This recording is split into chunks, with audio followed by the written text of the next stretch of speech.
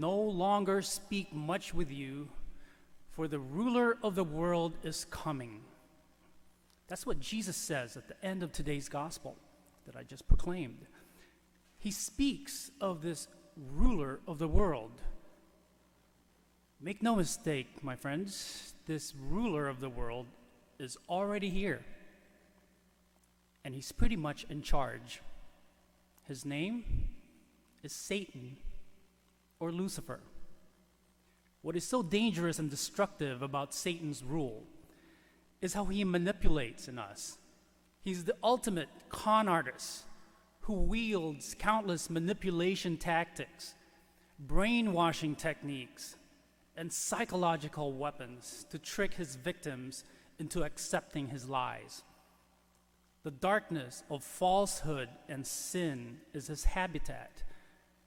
Therefore, he savors when we believe, for example, in outrageous conspiracy theories or cultic ideals. He does so because it's his way of hijacking our gift of reason, thereby obscuring our view of how God is at work in this world. It's also his way of assaulting our identity in Christ and of putting us against each other, or pitting us against each other. Sadly, he's doing a pretty good job. Shame on us for letting him. Our image of the devil might be influenced by Hollywood movies, but we really need not look further than ourselves, because the ruler that Jesus is alluding to is that prideful attitude that we have, in which we feel that our opinion or perspective or our sense of morality, our culture or nationality and race are superior to that of others. There's a reason pride is a deadly sin. Satan was removed from the presence of God and cast to the earth because of his pride. The ruler that Jesus knows all too well is that self-centeredness that puts our own interests and wants before that of others. It directly opposes the clear command of scriptures that no one should seek their own good, but the good of others. That's from Corinthians. The ruler that Jesus warns us of is that feeling of discouragement or despair that causes us to lose sight of the source of our hope, and in turn robs us of joy and undermines our faith.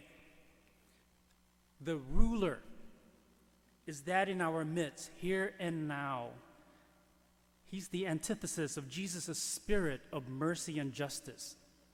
He's the enemy who sows seeds of division and discord among our families and communities.